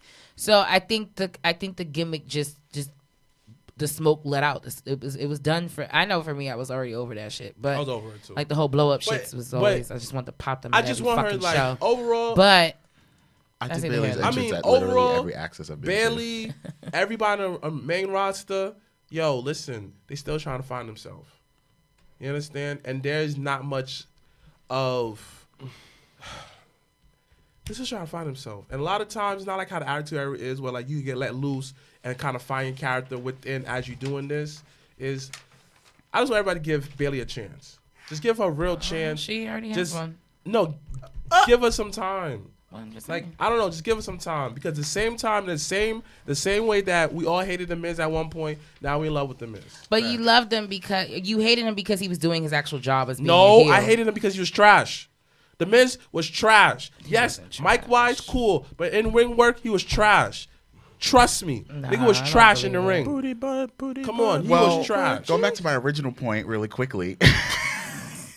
Talking about the cage match. Right. Right. Oh shoot, We went into talking about Dang. goddamn Bailey. Wow. I yeah. mean, what else could you give Becky at this point? Not a damn thing. I mean, she a beat damn. Sasha Banks, who was at that time The her, fuckery. her biggest Rival.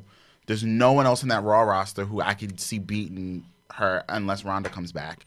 Which Or Nia Ronda's Jax. trying to make a baby, so I So don't know Nia if she's Jax, coming you back. forget or not. Nia Jax? Nine's not clear. Shayna. She got to drop her to Rhea first. Right, they do have a match in like 2 weeks. Regardless of anything, So do you think that? Let me ask you a question, right? Let's say in a perfect world, right? They have enough women on the roster, right? Let's say they come out all the women from 3 brands. Do you think at this point it's necessary to add a secondary title? No. no, Absolutely no, not. no. They should have, and I am the female saying they should have actually never did the tag team titles. Ever. Never should have. Because you could tell Vince for a while was just like, what do I do? Yeah, because it was just like, Should've never happened. They created a tag division out of thin air for the Elimination Chamber match, and then most of those tag teams don't even exist anymore. Because they were not tag teams. Like They the weren't. thing, the Naomi thing and about, Carmella are not a tag team. Absolutely not. Like the Are glow, you dumb? the glow flow shit. No.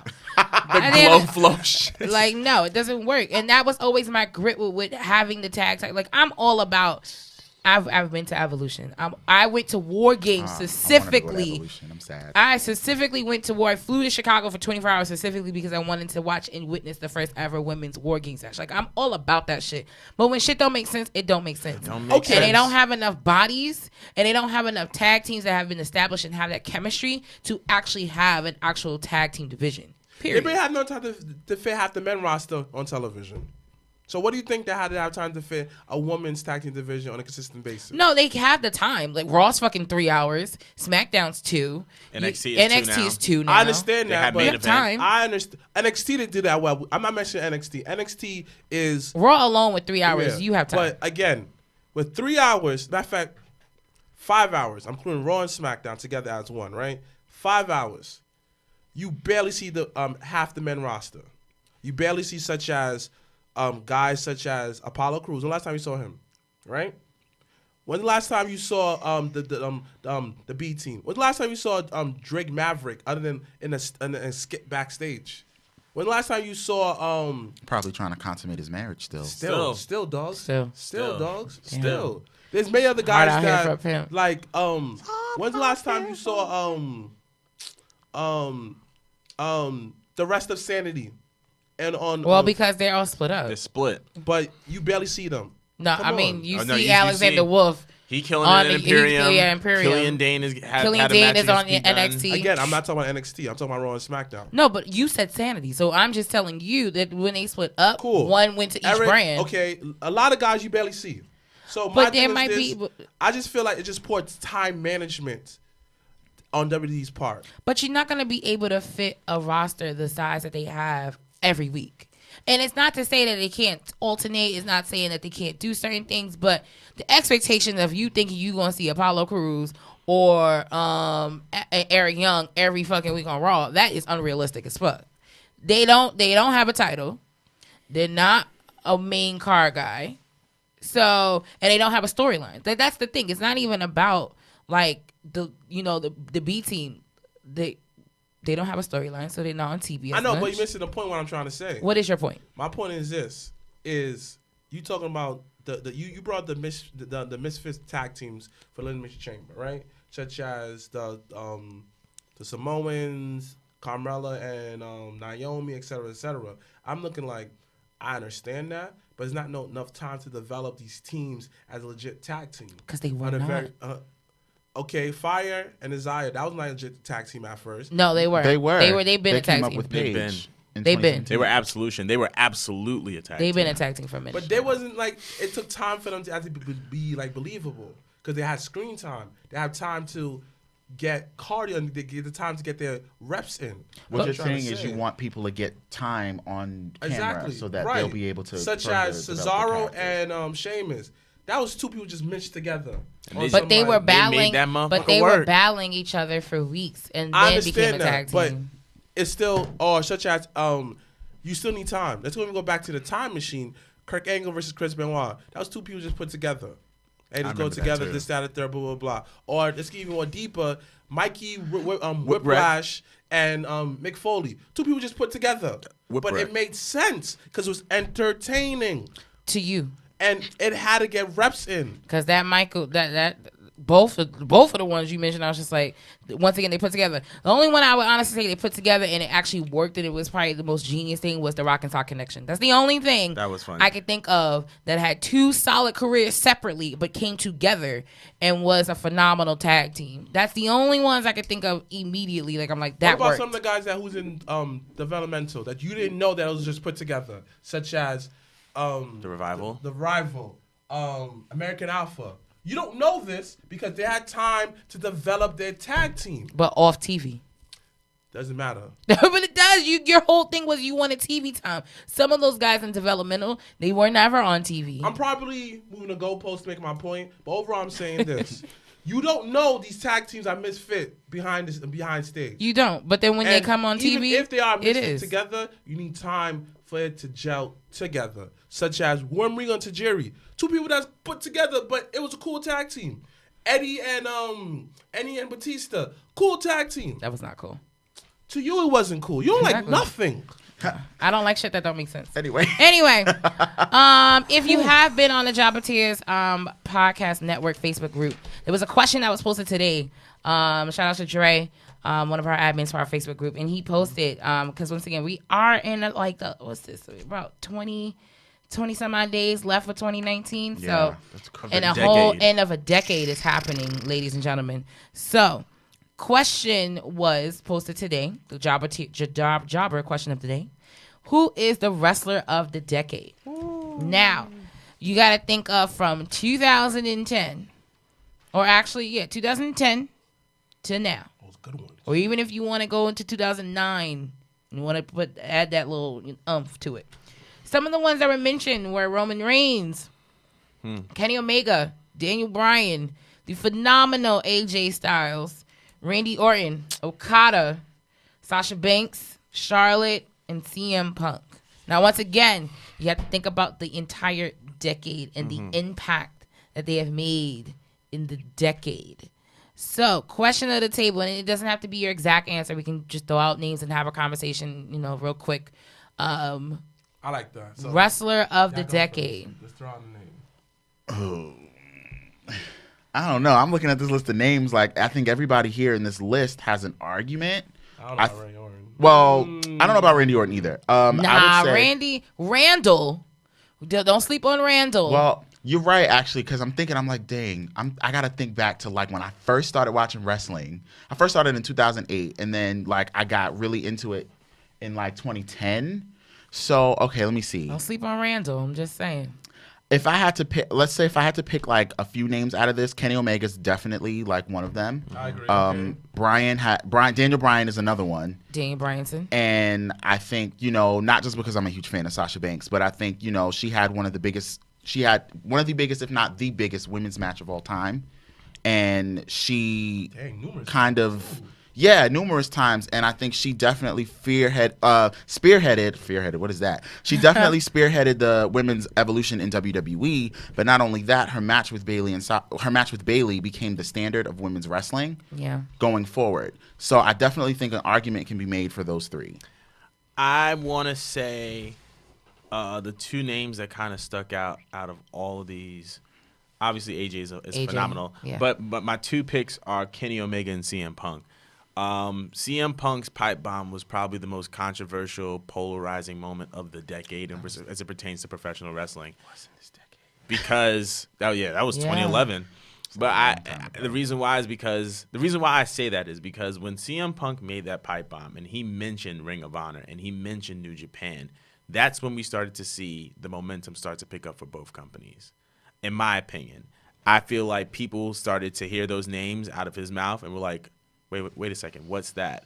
And then as the internet grew and as social media became more prominent, then they started to gain momentum as promotions outside of WWE. And then you see indie wrestling kind of take this shape. Mm-hmm. Essentially, CM Punk had such a big impact because he was the person to tell the WWE audience, who at the time was just more casual than anything, like, hey, there's a whole other world of wrestling out there.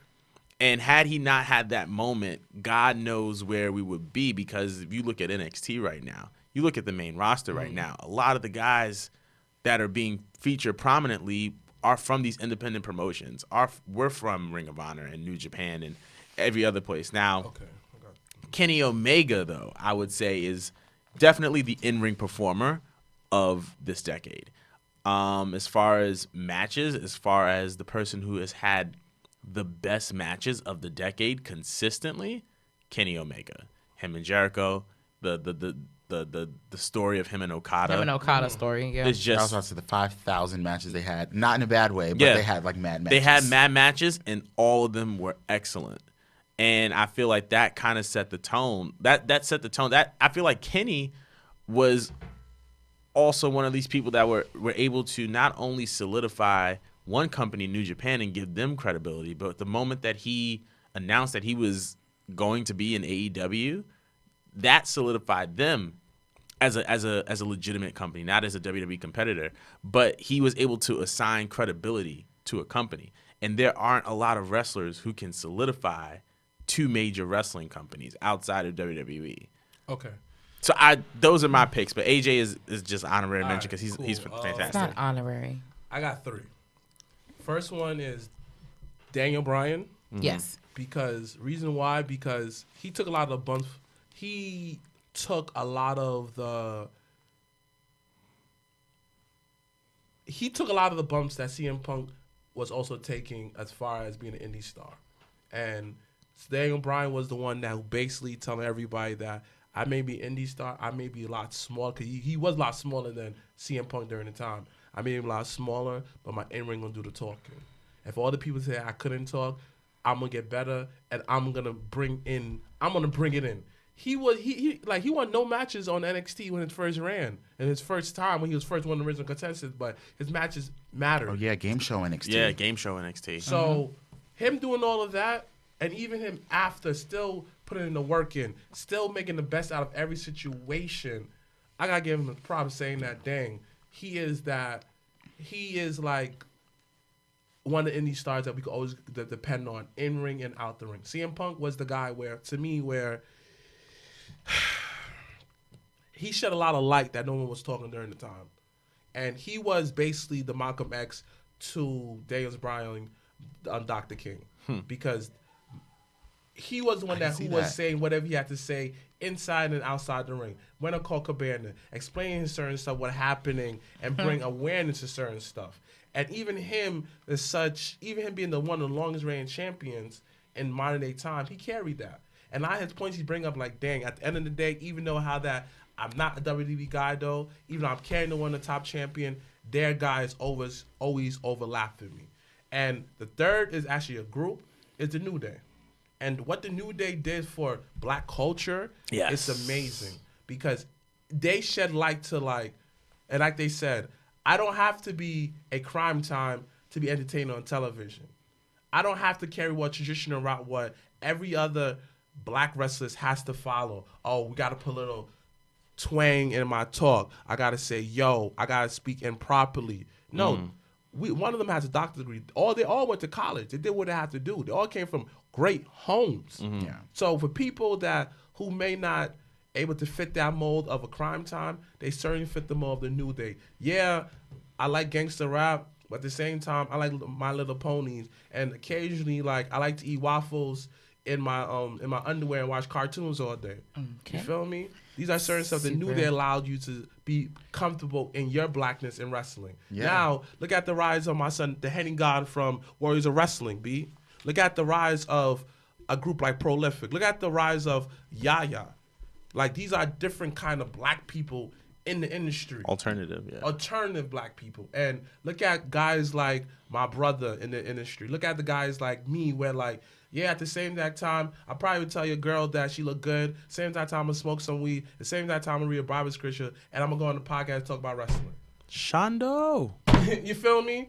And the New Day allowed me to actually be more comfortable in my skin, able to do that. So those three are my picks for this decade. Yeah. Decade. You can't say Lito. Fuck that. I'm not saying her. Not ever. Definitely AJ Styles. I always say that for AJ to debut at the Royal Rumble, I still get chills to this day. And I think for his career, like him being on Impact, him going to New Japan, then him landing in WWE, that speaks volumes. And the fact that man said, I'm ending my career here, it doesn't get any better than that. Honorable mention, it's probably not honorable mention, but probably the other person, and I really, really, really hate to say, it's probably fucking Roman Reigns. And I say that the cancer beating. Okay, not cancer. The big dog. Definitely is back. Definitely not saying it because he beat cancer, because there's a whole bunch of other people that's beat cancer. Like, he ain't the only one. But I say Roman. Fuck that. That's one of the worst moves ever too. But anyway, you can't do it. Because that shit is stupid. I'm not doing some stupid shit. That's same level as leg drop. Same level. Whoa. Same level. UFC people do Superman punches. No, and they knock niggas out. Roman does that shit. It hits probably. It probably snubs someone. It doesn't even hit him. You remember the first time Roman did that Superman punch?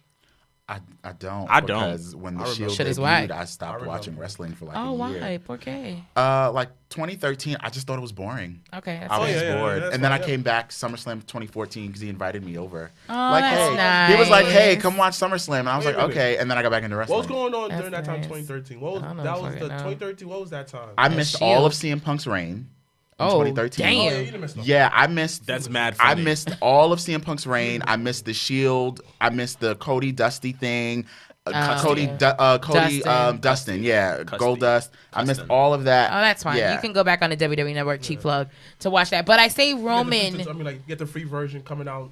I don't know how, because I need to figure that out, because I'm tired of paying $9.99. Hello? All right, the free version is basically Is it just what old they shit? No, what they see on what they have on YouTube channel, what they have on the website. Nah, fuck and that. they give you like I keep my previews $9.99. of like certain stuff. No, that's dumb. I don't want none of that. Anyway, I watch pay-per-views with y'all anyway. That's so butt. I don't need the WWE network. That's no, butt. but that's the thing. The network isn't for current shit. Yeah. It's for old shit. Yeah. But I say Roman, unfortunately, and those that know me know how hard that is for me to say.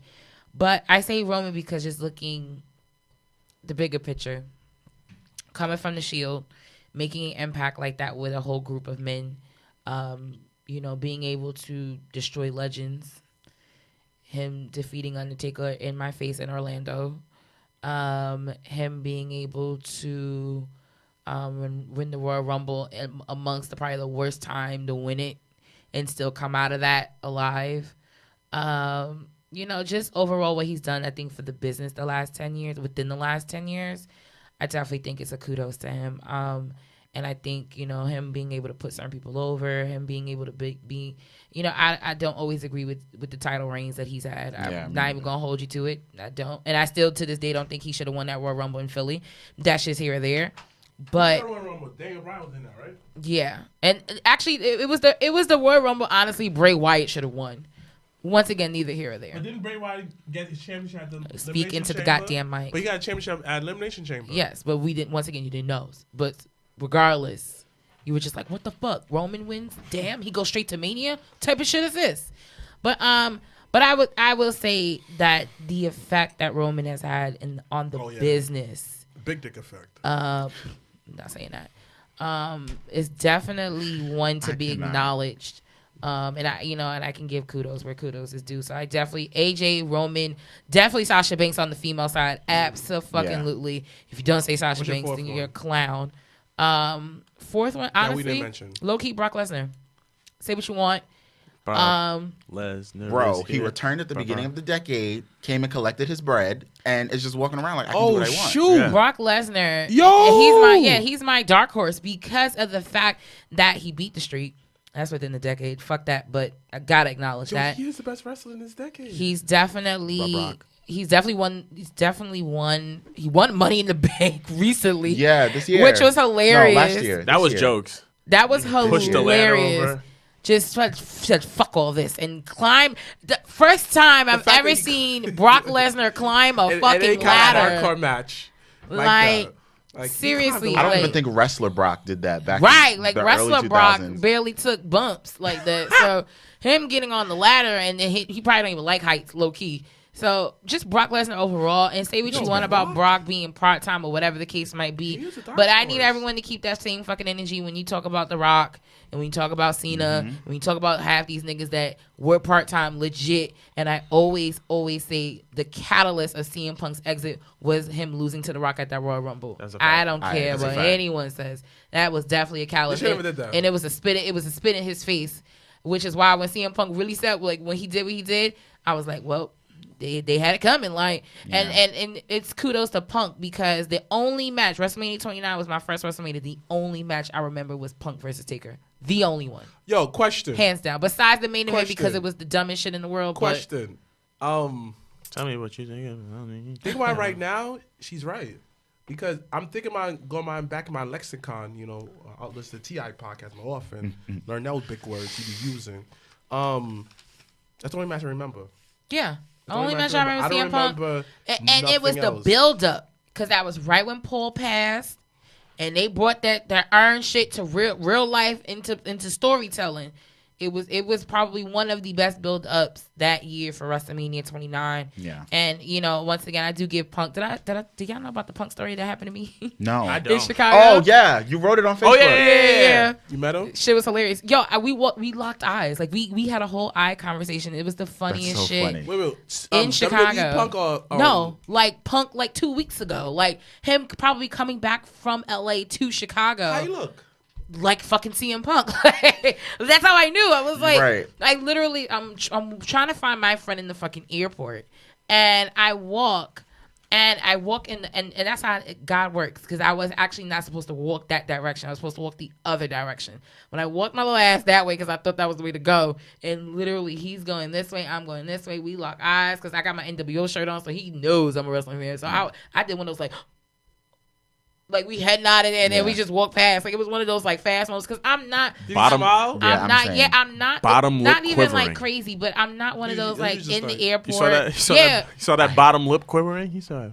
yeah. Like I was just like, holy shit! And then, He's and then tall? right after that, yeah, he actually is kind of tall. And then after that, I actually saw Aleister Black and Selena Vega waiting for their baggage. Oh. That's mad Oh, funny. that's so And it's funny. hilarious. So I was just sorry. like, but I was just like, oh, okay, whatever. One Yeah. person that to I'm this the day. same. Okay, I will go first. One person I will mark out for no matter what. D'Lo Brown. Yeah, I know. We're gonna work on that 2020. It's Don't worry. real. I'll be hyped. What about you? Oh, one person I'll mark out. Be Ric Flair. Dead ass. Ric Flair? Oh Yeah. shit! So Saturday, you better make it happen. Yeah, so What I about can't you? though. What? I have to Oh. work. Oh, It's You the ain't got no holiday sick day? season. You live in Oh. Brooklyn, yeah. Y'all don't- It's the holiday season. I might go. You going? Yeah, I ain't got no choice. Why you got no choice? Well, because I was unable to go to the last show, That show, yeah. because we had obligations. We had to be at Warriors because we sponsored the match. Mm-hmm. But it's the last show of the year. Yeah, I know. like You going for sure, right? doesn't make sense. So You going for sure, right? yeah, like. Yeah, when I'm, If I don't go, you should still go. Like my decision should not be Janelle, your listen. decision. Janelle, listen. I'm going regardless because I didn't go Okay. to the last one. Right, likewise, because we were together. So Right. That I'm makes going to this sense. one regardless. And But- I got to see my HOG people too. But wrestle, well, damn, oh fuck, I'm so sorry. Yeah, I know. And one of my friends, he trains I'm at so Hog. sorry. He wrestles with them, Who's your and he's friend? like, his name is Justin. We work together. So we both How work you at Best look? Buy. I'll show you. I'll show you. Alright, Off. cool. Yeah. So what about Off you? camera. As far as what? One person, no matter what, no matter where you are, you be in a barbershop. Oh my gosh! Oh, who's that person? You got what? Who would that wrestler be for me? I would probably say, even though I actually haven't. Shawn Michaels. Really? Michaels, I haven't met. That's actually probably him. Austin are the only like few that I haven't. So being in Chicago, I met Taker. Oh. And by far, I actually, because I haven't posted the picture because I What need to about get it you? What the person scanned. you'll mark out for Me? Other than Well, I can tell you the 3 that I have already. Sting, and that was, and I didn't think I was, but when I saw that nigga in black and white and a full bat and the whole suit get up, oh, the little girl in me from 1997 came the fuck out. So I marked out Triple H. I almost dead ass had a panic attack waiting on line to meet him because I was just like, oh my god. I'm gonna tell you. Fucking No. trips, y'all. I'm gonna. Fucking trips. The funniest part was I didn't meet him per se, but when I was PAing for WWE earlier this year, and there was one point where I was walking backstage and we had to carry Sonics to a room. It's like the sound diffusing thing because we were doing interviews for Kofi's 24. So we're bringing that into a room, and as I'm bringing it into a room, I'm like walking past Triple H, and he's like in a little fucking aura. talking, and I was just like, It's a fucking real deal. Yeah. I was just like, But I him, think so Triple yeah, H is another Sting, one. Trips, and want Taker. Stephanie. Like Taker. So let me tell y'all real quick, and then we're gonna actually end the show shortly. But I'll let you guys see the picture real quick. You showing that? Oh wow. So everyone laughs about how cheesy I look. Yeah, no. Because but the I little- get you, you man. look smacked. Yeah, I wasn't though. I swear, I didn't even drink. I didn't drink until later that I night. got another question. You see how she marked out for those 3 people? What person that you was marking out for years and you finally met, you was like, oh my gosh, like who was that person for you? Oh, that was Sasha Banks. You But told me that was Sasha and Johnny when I met them at Access. Johnny, I think I marked out for more because I followed his career, and everything. But Sasha, like when I was talking to her and Bailey, I was just talking to them like they were just like Regular people. regular people. I was like, oh, I don't know why. I thought I was gonna come and cry, but I'm not. I'm just like, yo, what's up? Whatever. It was just cool. Johnny, I was like, oh my god, you changed my life, and he was. He laughed at you. No, he didn't laugh at me, but he was like, I feel like, when you're like a wrestler and you see somebody who reminds you of yourself, I think it was more so like that. Like he kind of looked at me, he was like, yo, I feel like I was probably you when you, like now. What do you mean? What about you? I haven't had that moment yet, like at It's all. coming. I feel like it's coming. It's Tampa. Yeah, exactly. Or if you're blood, it's bumming because you gotta be inclusive. You're annoying. I have to people of say, alternative For lifestyles. me, was William Rigo. I met him actually at a Battle Club show. I remember you told us that at the Jobber Culture show. I was like, oh my gosh, oh my gosh. I told him that one of my favorite moments was him kicking the ring. He was just like, man, that was mad old. I met him. I marked out for him. I was like, oh my gosh. Cedric Alexander.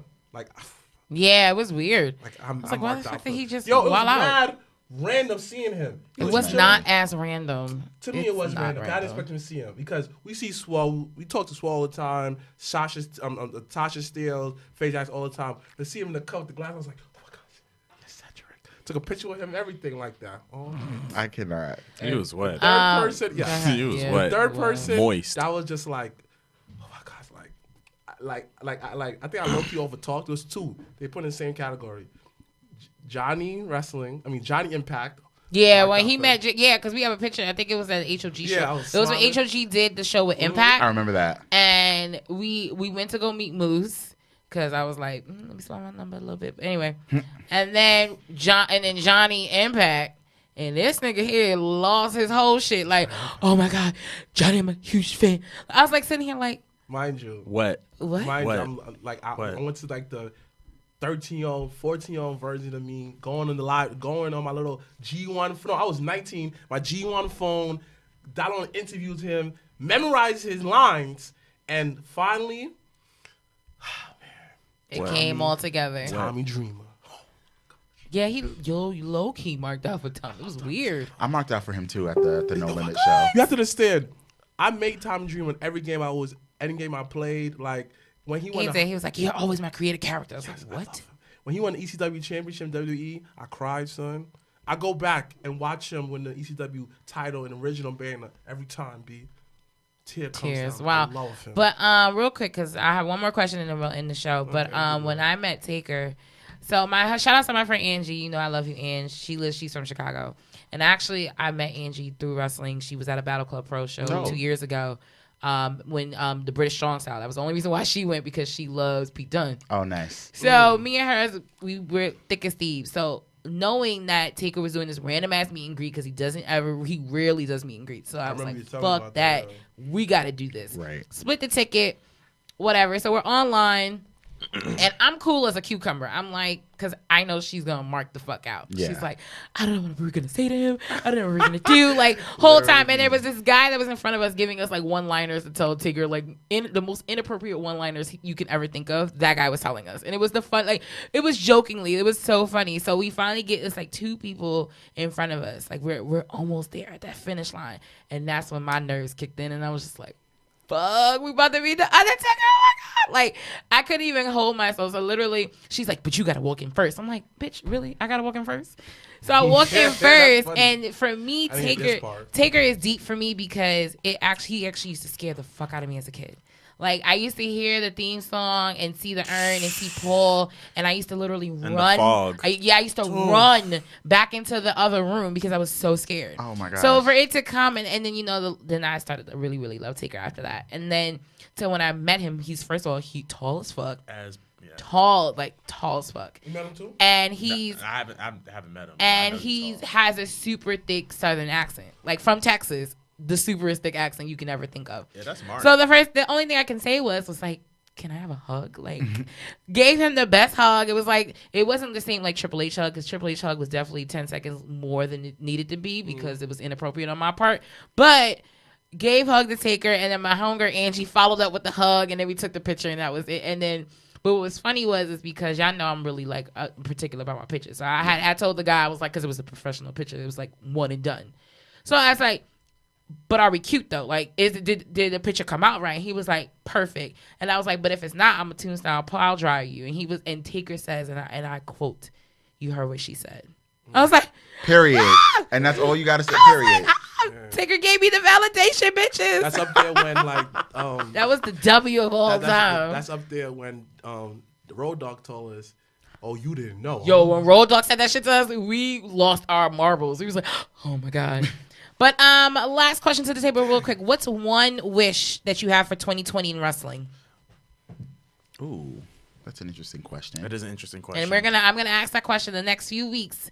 If we have other guests, or when it's 3 of us together, I think it's important to what? Is that? Your themes? Because this is the brand. Heard you. Okay. One wish in wrestling for 2020. One wish in wrestling for 2020 is really a match. I would love to get either a 4 Horsewomen Fatal 4-Way for any one of the women's championships, or if we could get Sasha Banks and Bayley to not necessarily recreate, but we could get another classic out of them at WrestleMania. Okay. Yeah. All right, Jay. One wish for 2020 in wrestling. One wish for 2020 in wrestling. I would love to see, for starters, for the culture, Street Profits winning the Raw Tag Team titles. Yes. That's just something that I really, really want to see because they deserve it. Yep. Mr. Black, one wish. Not me first. I'm the damn host of the show. You go. One wish I want to see in wrestling.